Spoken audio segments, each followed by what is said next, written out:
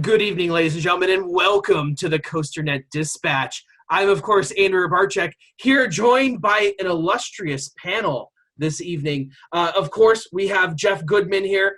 Jeff, how's it going tonight? It's going pretty good. Thanks, man. We've even brought back Kane Donis. We just learned that your name's pronounced Donis and not Donis. What the hell? I've told you guys this.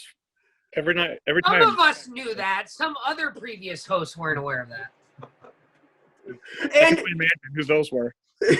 and I even graced us with our presence tonight with Danny Miller. I apologize, but he insisted on being here tonight. I don't know why. Did I? Aren't you the one who asked me like 15 minutes ago if I was ready and if I was still doing this tonight? Well, yeah, I probably should have lost your invitation in the mail. You're right about that one. So tonight, yeah, I mean, that seems to be the common theme lately in current events, isn't it? Losing things in the mail. Well, that's true. So tonight we're going to be talking about another controversial topic, and that is cell phones on rides. Every single year, we see stories upon stories about cell phones on rides causing issues. You've all been on the lift hill before. You've all been up there and they've had to stop the ride and walk up the stairs to go tell you or tell somebody else to put your cell phone away. We see even more stringent measures being taken as of late at like Universal with the metal detectors and on Steel Vengeance with the metal detectors, all because of the stories out there of people getting smacked in the head with cell phones. And now it causes them permanent damage or serious damage or whatever. So, okay, the entire enthusiast community for the last few years has been anti-cell phone. Put your cell phones away. And I'm going to go out and take a different position here. And I'm going to say... what you usually do. Which I always do, almost. And I'm going to say... we need to go the opposite way. We need to say that the cell phone war is lost. We have been defeated. There is no way we're going to continue to contain this. And some evidence I have, you just look at commercials. What's that one commercial I see all the time? And they're at like a carnival or something, and they're on a Music Express, and they're filming each other, and they're happy. That the public doesn't even see an issue with this. That they don't even see an issue with using cell phones on rides. I'm going to say we're going to need to take a different position, and we need to allow cell phones on rides, but do it in a safe way. And I'm going to say that we need to create some sort of strap or attachment to the hand, like a GoPro wrist mount, that just keeps the cell phone safe. Because the cat's out of the bag. I don't think we're going to put it back in. Kane, we brought you here tonight, and you have kids, right? You have kids. Wouldn't you love to film them on ride? No, definitely. Like you said, if they had something protective where it can stay stable and stuff like that, then I don't see why not. You know, and it's like Jeff, you have kids too, don't you? I think, yeah, you have kids. I have kids. Yeah, I would love to film her reaction on the ride. I never buy ride photos, but I have when I've ridden with her. So, you know, it's a big motivator. And you just sent me a picture the other day, right? It was a picture of what? Yeah. Was it at Coney Island? It might have been Coney Island. You know, it might have been a very famous roller coaster. And it was their promo picture. And there was no less than 3 people, like, falling down the air in their, like, official press photo. I think it was about safety, too, and how they can get back to business. It's like, so the picture about safety has 3 people. And no less than 5 safety violations, 3 of which were cell phones, right? But, I mean, this opinion coming from the guy who multiple times has used a wrist strap to film himself falling asleep on Manta. It's true. I have been known to use the GoPro wrist mount a few times on a few SeaWorld, coasters. You have legally, mind you, but I mean, it's a good discussion, right? Because ultimately, this is something that happens everywhere, whether the parks allow it or not. And I mean, let's be honest, even at the parks that are very strict about it and you will be expelled from the park. There was Six Flags even at one time said that it was subject to a 5-year ban from all Six Flags properties. I mean, let's be honest. We've all seen people do it who didn't get caught. And we've seen people do it who do get caught. We've seen both. And I mean, former ride operator myself, I have had to tell people multiple times on many different rides about it. You know, it's just one of those things that everybody knows happens. It's like the big issue is not so much. The big issue isn't so much the fact that they're actually taking the video and posting it, right? It's not so much that, even though that is technically the park does have rules against that, but that's not really the issue. The real issue is the safety part of it. So if, to your argument, you found a way to allow people to do this safely, that sort of mitigates the problem, and it might even make the problem less so, right? Because ultimately people are just taking the video because they want to have the video and they want to show their friends or whatever. And they never do actually show their friends. They never post it on YouTube. So, but I mean, they're going to do it. They're going to be sneaky. They're going to, you know, put it in their pocket afterwards as soon as you get to the brake run. So if you can at least encourage doing it in some sort of different manner that's safe, then you're probably going to have a lot less issues than you otherwise would by just outlawing it. Because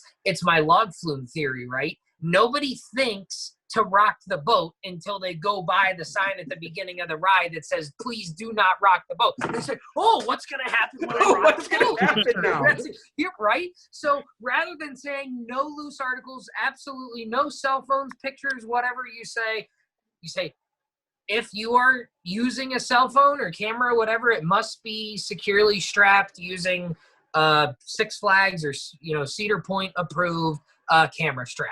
Something like that. I love to tell this story, and I'm sure, Kane, I don't know if you've heard this one. I'm sure you two have heard this. And it's my Six Flags Over Georgia story, the Blue Hawk story, where the woman Andy got soaking wet on a water ride right before he. No, that's a different story. This one's on Blue Hawk, and the lady in front of me literally had like 6 hair ties tying her phone to her hand, and like maybe a rubber band or 2 as well. And she has it, and the ride op goes, "You can't have loose items." And she holds it up and she says, "But it's tied to my hand." And the ride op says, "You're correct. Dispatch." And sent her off. Good on him. Sent her off. So I don't know, but like, Kane, have you ever been hit with something on a ride before? Or Jeff even too. Have you guys ever been hit? Not really, but I have seen people film on rides before, and it's made me like nervous if something's going to come flying my way. I know my brother-in-law, when we were at Six Flags Great Adventure, got hit with something on El Toro. And not the second half, because if you got hit on the second half, it wouldn't hurt, right, Danny? Well, I have no idea how you would even get hit on the second half, because the ride doesn't do anything. So on the first half, if you hold on to it during the first half, you sure as hell should be able to hold on to it during the second half. So he got hit on the second half, and it was probably a cell phone or something, you know, and it hurt. You know, it's dangerous. But this is also, you look at what happens at Disney too. Disney, you can film on anything you want for the most part. Go right ahead. And they don't have issues there. Like I'm sure there's some people that maybe their stuff isn't fast enough or whatever, but there's people filming on the coasters all the time. There's people filming on the dark rides all the time. The only rule they have there is that you can't use the selfie stick stuff. And I just say, yeah. I say to myself, why don't we just go the opposite route? And it's another revenue stream for the park. Who isn't going to buy one of those? I'm buying one, right? Like, I might. You already have one. Well, true. If you make them in different colors, hell, I might buy a couple of them too. You know. Make one with the Raptor logo on it. You'd be all in. Oh my God, you put anything with the Raptor. Be all in on that, right? Your head would be turned coming through that gift shop when you saw that hanging on the rack.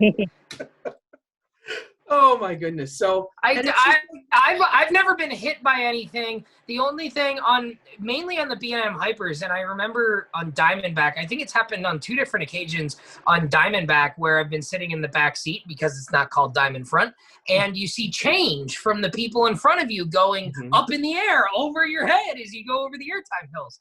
It's particularly on the drops, right? So in the back seat, you're getting whipped over the top, and it's usually coins like floating over your head as you go down the drops on Diamondback. And this won't solve that problem, but the problem of loose items like change and keys, that's been an issue since coasters were created in the 19 whatevers, you know? Right. So since 1920, you've been having issues with people with change in their pocket, hitting people. Russian ice slides had no loose article policies. Oh my goodness. So to me, I don't understand why we're still fighting this. It's a win for the park. They get free advertisement because the kids are going to be posting that stuff all over Facebook, all over it. Well, excuse me, kids don't use Facebook.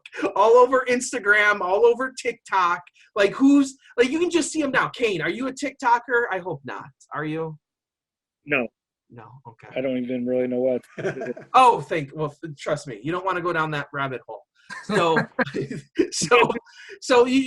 they just do stupid dances all the time. So you could have people doing stupid dances in each row, and this would be a big win for the parks if it's being done safely. You know what? I'm gonna say this, and Danny, you're gonna laugh maybe, but if your complaint is that it's gonna block your view, okay, then I got another problem I have, and that's what people holding their hands up to, because that blocks my view. And let's be honest here. Let's be honest. If people want to have their cell phones out on a roller coaster, it's because they're taking a video or a POV or a picture, right? Nobody's going down a 300-foot drop on Orion like, oh, I got a text. Like they're not doing that. How do you take this call? But I think the thing with the phones is the park wants us to have them. They want us to have them to download their app. They want us to have them to do cashless transactions, order food. And they get something out of us having those phones on us. They get heat maps of where their guests are. They get to push notifications to us and tell us about offers. It just seems like there should be a way for us to be able to do something other than, I don't know, get a coupon. Yeah. That's a good point, because the apps have become such an integral part of the park experience, especially in 2020 with COVID-19. Most of the parks are not doing print park maps, so you have to have the app. A lot of them are doing food orders through there. So the few number of rides that are making you put things in lockers when you enter the queue.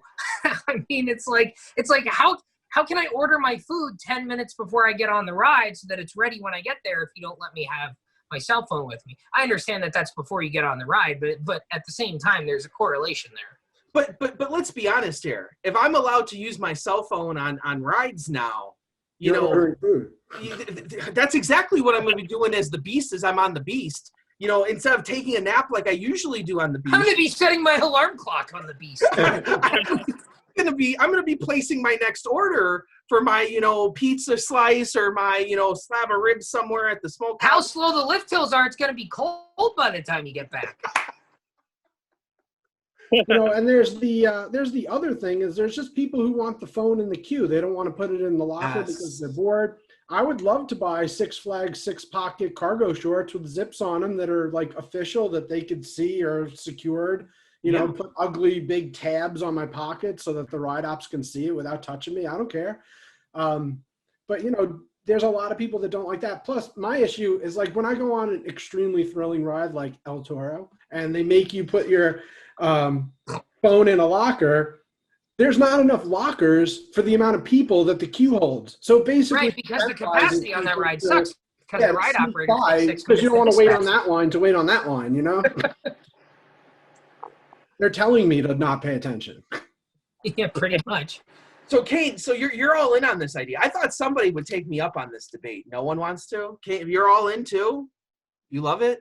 No, I'm as long as there's a hand strap or it's secured, then I don't see a real issue. Andy, I'll push back on you on behalf of the parks. So I think that there's probably two things that I thought of that they might not like. The first is on-ride photos. Maybe less people buy them because you can take your own, right?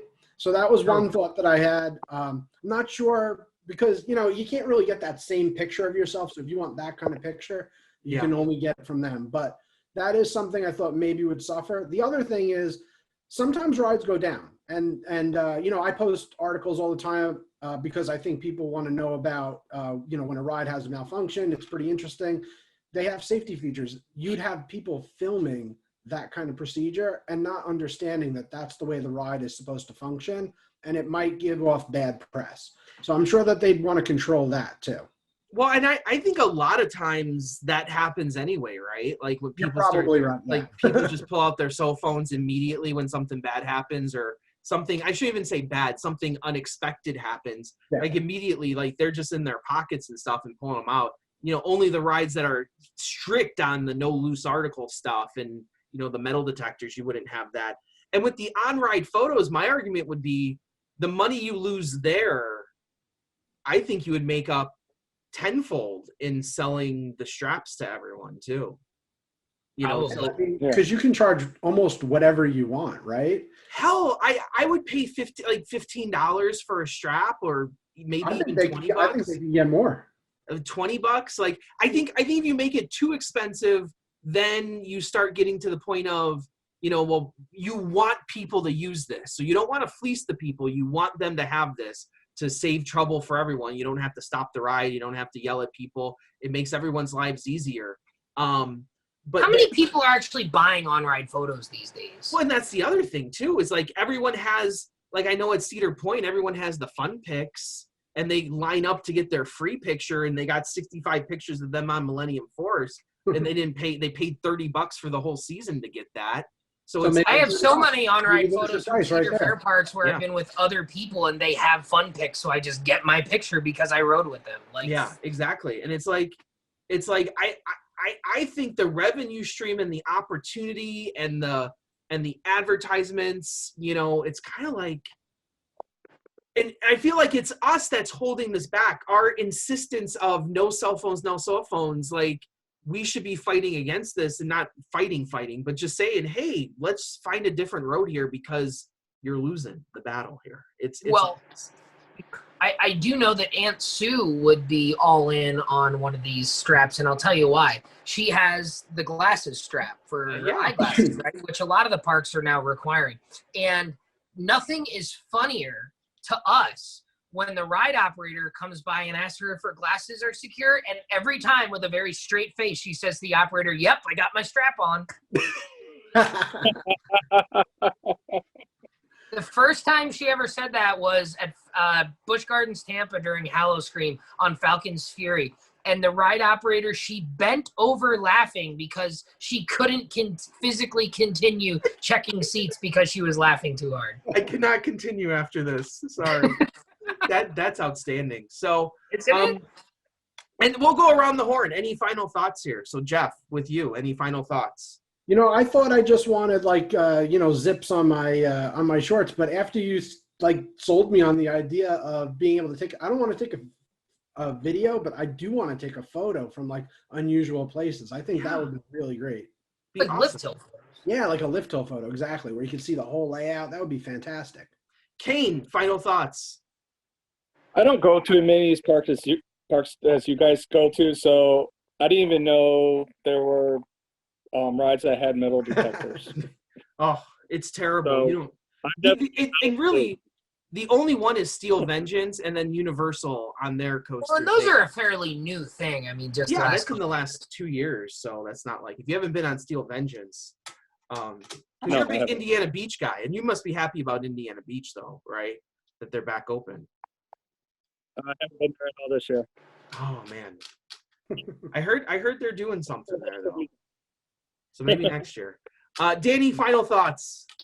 No, I think I'm good for the most part. I mean, I think there's some good discussion here. I think there's still arguments both ways, but honestly, I think there's think there's more in favor of just allowing it and just being advocates for having people do it safely. I think that I think it's starting to sway back in that direction. So so absolutely. So maybe before you rail on no cell phones and all that, let's try and think of maybe some better solutions here that will benefit us all. I know it benefit me. We all want to take pictures. I'd love to take videos of myself on rides. My sleeping on Manta is still a masterpiece of brilliance and truth. It was a masterpiece of brilliance because we didn't have to listen to you for 3 minutes. So, as always, I am Andy Robarchuk from Chicago, Illinois. I'm Jeff Goodman from Long Island, New York.